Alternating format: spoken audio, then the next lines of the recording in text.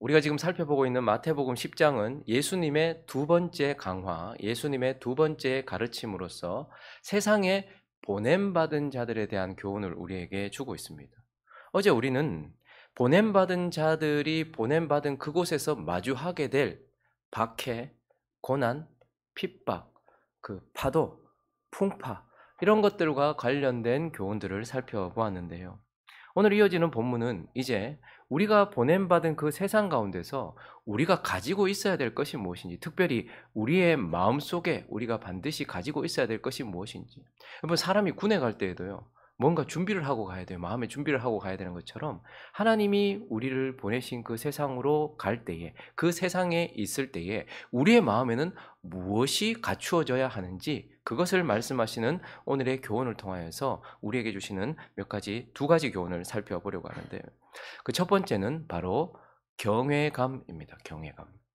우리를 보내신 이 세상 가운데서 우리는 경외감을 가지고 있어야 된다라고 오늘 본문을 통해 하나님은 말씀해 주십니다. 여러분, 경외감이라는 단어의 사전적인 의미는 두려움 가운데 공경하는 마음, 더 자세히 말하면 두려움 가운데 사랑하는 마음, 이걸 경외감이라고 합니다. 그러니 두려움과 사랑이 공존하고 있는 상태를 경외감이라고 하는 것이죠. 오늘 본문은 주님께서 먼저 우리에게 두려워해라 이렇게 말씀을 하세요. 많은 사람들이 주님은 자꾸 우리에게 두려워하지 말라라고 말씀하시는 줄로 생각하는데, 주님은 오히려 우리에게 두려워해라라고 말씀해요. 오늘 본문을 시작하는 24절을 보시면 일단 우리가 처해 있는 상황에 대해서 말씀하시는데, 제자가 그 선생보다 또는 종이 그 상전보다 높지 못하다. 그리고 제자가 그 선생 같고 종이 그 상전 같으면 족하다. 집 주인, 즉 주님에 대하여 바알세불이라고 말하면서 그를 핍박하고 그를 향하여서 반역하는 자들이었는데, 그 주인의 종된 너희들이야 어떻게 했느냐라고 말씀하시면서 우리가 처해 있는 상황 가운데 우리는 적대적인 세상 가운데서 우리를 적대하는, 우리의 주인 되신 주님에게까지도 칼을 들었던 자들을 마주하게 될 것이라는 두려운 상황 가운데서 우리를 협박하고 우리를 힘들게 할 사람들이 있을 것에 대한 현실을 말씀해 주고 있어요. 그런데 거기에서요, 26절 읽을까요? 시작. 그런즉 그들을 그런데 주님은 우리에게 먼저 두려워하지 말아라 라고 말씀하고 있어요. 31절도 보니까요, 두려워하지 말라라고 또 거듭 반복하고 있어요. 하나님은 우리가 만나게 될 사람들, 세상에 있는 사람들이 우리를 향해서 적대적일 것이라고 말해요. 그들은 큰 힘을 가지고서 우리에게 어려움을 줄 수도 있고, 재정적인 어려움을 줄 수도 있고, 손해를 끼칠 수도 있고, 우리에게 여러 가지 영향력을 끼칠 수 있고, 우리의 몸에 학대를 할 수도 있는 자들임에도 불구하고 주님은 우리에게 두려워하지 말라라고 말씀하세요. 그러나 이 메시지의 초점은 두려워하지 말라는 것이 아니라 두려워하라는 것에 있어요. 근데 주님은 뭐라고 말합니까? 28절 있습니다. 28절 시작. 몸은 죽여도 영혼은 능히 죽이지 못하는 자들을 두려워하지 말고 오직 몸과 영혼을 능히 지옥에 멸하실 수 있는 이를 두려워하라. 그러니까 초점은 두려워하라는 거예요. 근데 뭘 두려워하라는 거예요? 주님을 두려워하라는 거예요. 세상 가운데서 너희 눈에 보이고 네게 실제적으로 영향력을 미치는 것 같은 그들을 두려워하지 말고, 그러니까 사람을 두려워하지 말고 참 사람을 두려워하라는 거예요. 힘 가지고 있고 우리에게 불이익을 줄 수 있고 우리에게 어려움을 줄 수 있는 그 불완전한 사람을 두려워하지 말고 완전한 사람, 인자이신 예수 그리스도를 두려워해라라고 말해요. 어떤 사람을 거스름으로 인하여서 우리에게 찾아올 수 있는 사회적 단절이나 혹은 불이익이나 혹은 고통, 그것을 두려워하지 말고 주님을 거스름으로 인하여서 우리에게 찾아올 수 있는 하나님과의 단절, 그리고 그분이 주시는 불이익 혹은 그분이 주시는 징계, 이런 것들을 두려워해라. 저는 교회 안에서 하나님을 너무 사랑으로 이렇게 하면서 친구처럼 대하거나 혹은 주님을 밑에 사람처럼 대하는 사람들을 참 많이 봅니다. 말로는 그렇게 안 해요. 근데 주님이 우리에게 부드럽게 명령하신다고 해서 우리가 쉽게 그분을 멸시하는 경향들을 참 많이 봅니다. 두려움이 없어요. 주님에 대한 두려움이 없어요. 주님이 뭐 하지 마라, 주님 뭐 해라 하는데도 그걸 무슨 권면처럼 여기거나 자기가 선택할 수 있는 사항처럼 여기면서 주님이 마치 뒷방 할아버지처럼 이렇게 여겨지는 사람들을 참 많이 봅니다. 목회자들로부터 시작해서 중직자들, 성도에 이르기까지 주님을 참으로 우습게 여기는 사람들이 참 많아요. 그러나 주님 우리에게 명령하십니다. 두려워해라. 참 사람, 온전하신 사람, 몸도 죽이고 영혼도 죽일 수 있으신 심판주, 그를 두려워해라 라고 말씀하세요. 그리고 또 이어지는 본문은 동시에 주님은 우리에게 무엇을 명령하십니까? 사랑하라라고도 명령하고 계세요. 자, 오늘 34절부터 또 계속해서 볼까요? 두려워해라라고 말씀하신 주님이 이번에는 이렇게 말씀합니다. 내가 세상에 주님이 오심으로 인하여서 우리에게 주어진 현실을 말씀해 주는데, 내가 세상에 화평을 주러 온 줄로 생각하지 말라. 화평이 아니요 검을 주러 왔노라. 내가 온 것은 사람이 그 아버지와 딸이 어머니와 며느리가 시어머니와 불화하게 하려 함이니 사람의 원수가 자기 집안 식구리라. 이게 무슨 말입니까? 주님은 화평, 평화의 주님, 샬롬의 주님, 예루살렘 왕이라고 우리는 알고 있는데, 주님은 내가 온 것이 화평을 주러 온 게 아니다 이렇게 말씀하세요. 이 말씀은 무슨 말씀입니까?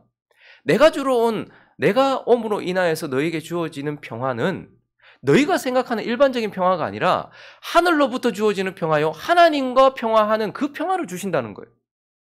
대신에 하늘과 맺어지는 평화 때문에 우리의 삶의 가장 중요한 부분과 우리의 삶의 가장 많은 부분을 차지하는 사람들과의 관계 속에는 분명히 선택해야 될 순간이 올 수 있다는 거예요. 우선순위를 결정해야 되고 무엇을 내가 선택해야 되는지를 결정해야 되는 순간이 온다는 거예요. 부모가 주님과 어긋날 때, 혹은 형제가, 자매가, 내 상사가 주님과 어긋날 때, 주님은 그들을 미워하라고 말씀하시는 것이 아니라 주님의 말씀과 그들의 말, 그들과 주님 사이에 선택해야 되는 순간이 분명히 온다는 거예요. 그래서 주님은 하나님과의 화평을 이루시는 분이시지만 이 땅에서 평화하고 있었던 관계 속에서는 반드시 선택이 요구되어지게 하는 그러한 분으로서 우리가 반드시 주님 아니면 사람을 선택해야 되는 순간, 이거 아니면 저것을 선택해야 되는 순간이 올 수 있다라는 거예요. 자, 그런데 그때에 37절 있습니다. 시작. 아버지나 어머니를 나보다 더 사랑하는 자는 내게 합당하지 아니하고 아들이나 딸을 나보다 더 사랑하는 자도 내게 합당하지 아니하고. 하나님은 하나님을 사랑하고 이웃을 사랑하라 말씀하셨어요. 가장 가까운 이웃, 나의 근본이 되는 아버지, 어머니가 있어요. 그리고 또 다른 나인 딸과 아들이 있어요. 근데 주님은 그들을 미워해라라는 말씀하시는 것이 아니라 그들을 사랑해라. 그런데 그들의 사랑이 하나님의 사랑을 방해하거나 그들의 사랑이 하나님의 사랑을 우선하거나 그들의 사랑의 농도가 하나님을 사랑하는 농도보다 더 진해져서는 안 된다라고 말씀하시면서 그들보다 더 주님을 사랑해라라고 명령하고 계세요. 근데 심지어는요, 계속해서 볼까요? 38절과 39절 읽습니다. 시작. 또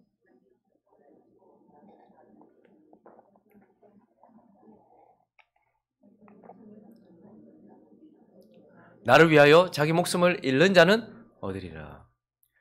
나 아니면 주님을 선택해야 되는 순간도 있다는 거예요. 그런데 그때 주님이 그러하셨듯이 주님은 자신의 생명 혹은 우리의 생명 둘 중에 하나를 선택해야 되는 순간에 자신의 생명을 내어놓으시고 우리의 생명을 선택하셨던 것처럼 주님은 우리에게도 너보다 더 나를 사랑해라 라고, 너의 생명보다 더, 네가 생명처럼 여기는 것보다 더 나를 사랑해라 이렇게 말씀하고 있는 것입니다. 그래서 여기서는 자기보다 더 주님을 사랑해라 라는 말은 내 목숨도 있지만 내가 목숨처럼 여기는 것들 있잖아요. 내가 목숨처럼 여기는 것들, 그것보다도 더 주님을 사랑해야 된다라고 말해요. 돈을 목숨처럼 여기지만 돈은 귀중한 거예요. 그러나 그것보다 더 주님을 더 사랑해라라는 거예요. 내 심이 소중한 것이지만 그것보다 더 주님을 더 사랑하라는 거예요. 내 사업이 소중한 것이지만 그것보다 더 주님을 사랑하라는 거예요. 네가 생명처럼 여기는 것, 그것보다 더 주님을 사랑해라라고 말씀하고 있어요. 그래서 주님은요, 우리에게 주님을 두려워하고 주님을 더 사랑해라.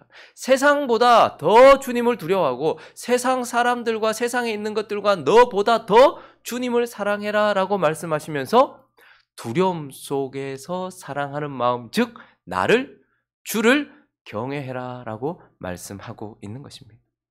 두려움 없는 사랑은 방종으로 치닫고 사랑 없는 두려움은 결국 비굴한 굴종으로 이어질 수밖에 없어요. 우리 주님은 우리에게 굴종을 요구하시는 분도 아니고 주님 앞에 방종하는 것을 허락하시는 분도 아닙니다.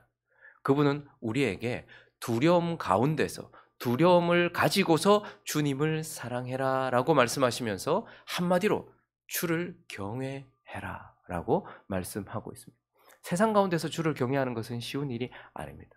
예수님께서 십자가를 지시기 바로 직전에 아무 일도 하지 아니하시고 제자들을 가이사랴 빌립보로 데리고 가셨어요. 거기서 질문 하나 하셨어요. 가이사랴 빌립보, 가이사에게 바쳐진 빌립보라는 곳입니다.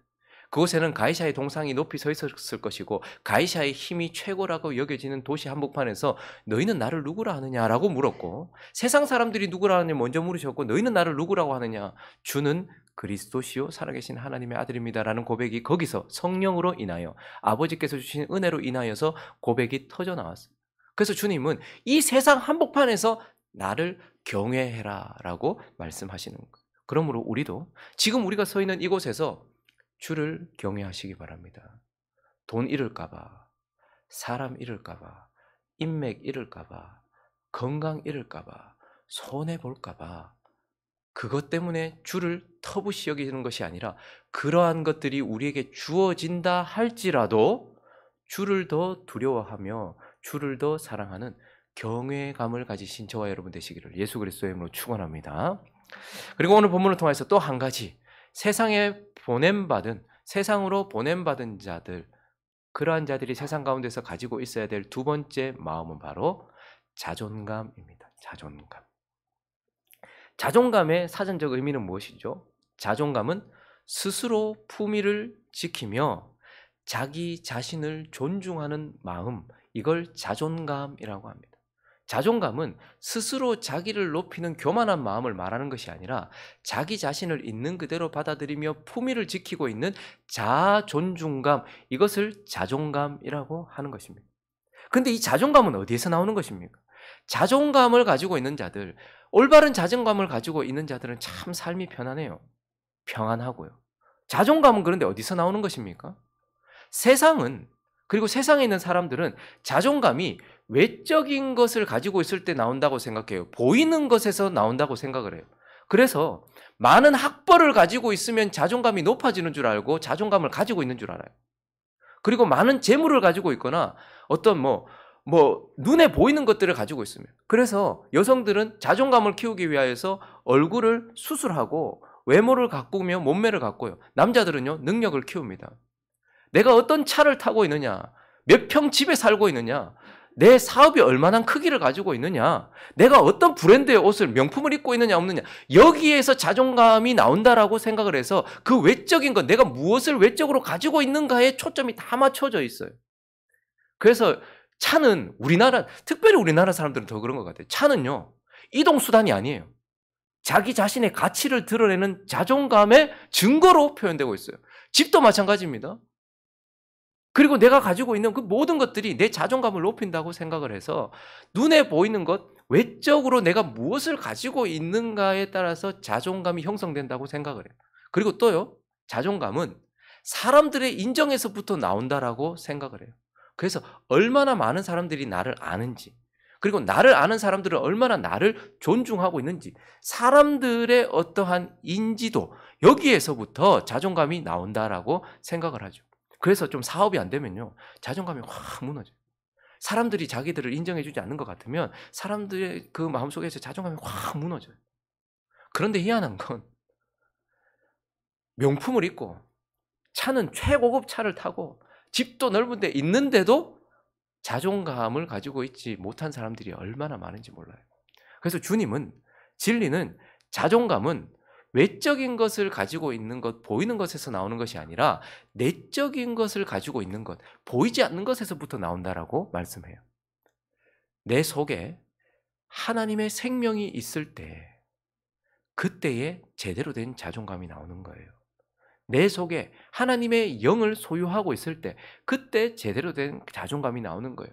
내 속에 하나님이 주신 사랑이 내 속에 있을 때, 그때 자존감이 형성이 되는 거예요. 내 속에 하나님이 주신 믿음이 있을 때, 내 속에 자존감이 나오는 거예요.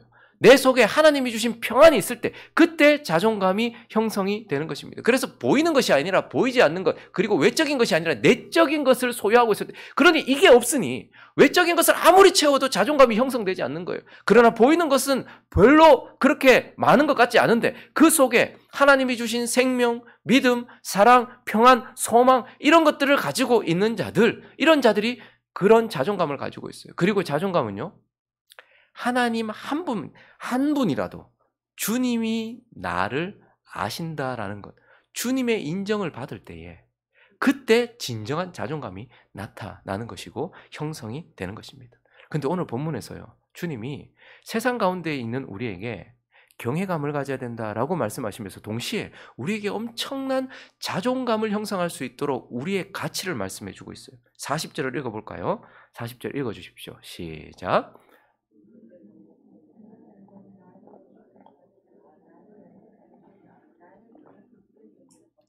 그러면 저기서 아무에게나 말하지 않고 너희라고 딱 지정해서 말해요. 저기서 말하는 너희는 누구죠? 주님께 부름을 받고 주님께 보냄을 받은 하나님의 백성이에요. 그래서 너희라는 저 단어 안에는요, 하나님이 창세전부터 선택하신 불변하는 선택을 가진 자, 그리고 그분의 사랑을 가진 자, 그분의 생명을 가진 자, 그분의 성령을 가진 자, 그래서 우리가 얼마나 높은 수준, 얼마나 가치 있는 존재인가를 말함과 동시에 주님은 저기서 뭐라고 말씀하시는 거 아닙니까? 세상에서 너희를 영접하는 자는 누구를 영접하는 거래요? 나를. 지금 주님과 우리를 일치시키고 있는 거예요. 너한테 하는 것이 나한테 하는 것이고 너한테 하지 않는 것이 나한테 하지 않는 것이다 라고 말씀하시면서 이 비천하고 천한 우리와 주님을 동일시시켜서 너희는 내게 이런 존재다라고 말씀하고 있는 거예요. 흔히들 은과 금이 내게 없는 경우가 많아요. 그러나 내게 있는 것으로 내게 주노니라고 그렇게 자존감 높게 안전병이를 일으키고 죽은 자를 살렸던 사도들의 모습을 보면 겉으로 보면 너무 허접해 보이고 아무것도 아닌 것 같아요. 그러나 모든 시대의 그리스도인들은 그랬습니다. 80세 된 노인이 83세 된 형과 함께 지팡이 하나 들고 허름한 옷을 입고 바로 앞에 서서 내 백성을 보내라라고 말할 수 있었던 그 자존감은 그 속에 하나님이 주신 생명으로 가득했고 모세를 대하는 태도가 주님을 대하는 태도라는 것을 그가 알고 있었기 때문이었어요. 바울은 너무나 말도 제대로 못했던 것 같아요. 그러니까 개척했던 교회에서도 그 편지로 글로 만나면 참 강한데 말로 만나면 좀 그렇다 할 정도로 약점이 많았던 자였어요. 그러나 그는 자기 자신에 대해서 세상 사람들이 말하는 대로 평가하지 않았어요. 높은 자존감. 왜요? 내가 주님의 대사라는 것을, 나를 대하는 것이. 그래서 상처를 받지도 않았어요. 왜냐하면 여러분 자꾸 우리한테 뭐라고 말할 때 저 사람이 나한테 왜 저까지? 이런 생각하지 마십시오. 저 사람이 주님을 이렇게 대하고 있구나. 나를 소홀히 대하면 저 사람이 주님을 참 소홀하게 대하고 있구나. 이렇게 생각하시면 돼요. 내가 상처받을 일이 아니에요. 저 사람이 주님을 대한 태도를 내가 깨달을 수 있는 자리에 있을 뿐인 것입니다. 그러니 주님은 우리에게 내가 너에게 금은보화 많은 것들을 가지고서 세상에 보내지는 않아. 그러나 네 속에 예수 그리스도의 생명과 믿음과 사랑과 소망과 소중한 모든 것들을 다 담아서 너를 보내. 그리고 너를 대하는 것이 나를 대하는 것이 너는 나야 라고 말씀하시면서 우리를 보내시는 거예요. 그러므로 우리는 그러한 자존감을 가지고 있어야 된다는 거예요. 그래서 더 놀라운 것은 41절과 42절을 읽어보시면 선지자의 이름으로 선지자를 영접하는 자는 선지자의 뭐를 받는다? 상을 받는다. 의인의 이름으로 의인을 영접하는 자는 의인의 상을 받는다. 또 누구든지 제자의 이름으로 이 작은 자 하나에게 냉수 한 그릇 쌀을 주는 자는 내가 진실로 너에게 이르노니 그 사람이 결단코 상을 잃지 않는다. 그러면 여기서 말하는 상은 복이라는 거예요. 복의 근원은 오직 주님밖에 없어요. 하늘로부터만 복이 내려와요. 복을 이어줄 수 있는 분은 하나님 아버지께서 세우신 예수 그리스도밖에 없어요. 그래서 진정한 중보자는 예수밖에 없어요. 근데 놀라운 것은 우리가 주님의 복을 흘려보내는 통로가 되어지는 거예요. 우리를 통해서 주님의 복음이 흘러가고 그래서 그 사람이 복을 받을 수 있어요.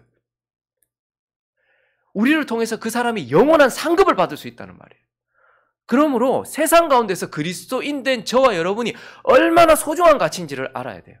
자존감은 내가 뭘 가지고 있느냐가 아니고 내가 누구인가에서부터 드러나는 겁니다. 그래서 주님이 나를 어떻게 대해주시고 지금 주님이 나를 통해서 뭘 흘려보내시는가. 여러분, 의술을 가지고 있는 사람은 건강을 흘려보낼 수 있어요. 많은 기술을 가지고 있는 사람은 편안을 흘려보낼 수 있겠죠. 좋은 지식을 가지고 있는 사람은 그 사람에게 무엇인가를 줄 수 있어요. 그러나 그건 다 한정된 거예요. 그런데 우리는 영원한 생명을 흘려보내는 통로가 주님이 주실 것을 우리가 같이 줄 수 있단 말입니다. 영원한 상급을 줄 수 있는 존재라는 거. 그러므로 뭐라는 거예요? 세상 가운데서 너희는 자존감을 가져라라고 말씀하고 있는 것입니다. 말씀을 정리하겠습니다. 신앙생활 함에 있어서 중요한 것 중에 하나는 제가 몇 번이나 말씀을 드리지만 바로 균형입니다. 좌로나 우로나 치우치지 않는 거예요. 예를 들면 하나님을 사랑하는 것, 그러나 여기에만 치우치면 안 되고 또 뭘 해야 되죠? 이웃을 사랑하는 것, 균형을 이루어야 돼요. 우리 속에 믿음을 가지는 것, 이것도 참 중요해요. 그러나 우리의 행함도 중요해요. 그런 것처럼 세상 가운데서의 우리의 삶도 균형이 필요해요. 세상 가운데 있는 저와 여러분은 먼저 주님을 향한 존중이 있어야 돼요. 그리고요, 세상 가운데 있는 연약해 보이는 나를 향한, 그리고 그리스도인들을 향한 존중이 있어야 돼요. 주를 향한 존중, 경외감, 나를 위한 존중, 자존감, 이 균형을 가지고서 교만하지도 않고 그렇다고 해서 방종하지도 않는 균형 잡힌 그리스도인으로서 오늘 이 한 주, 오늘 이 하루도 살아가고 이번 한 주도 살아가시는 저와 여러분 되시기를 예수 그리스도 이름으로 축원합니다.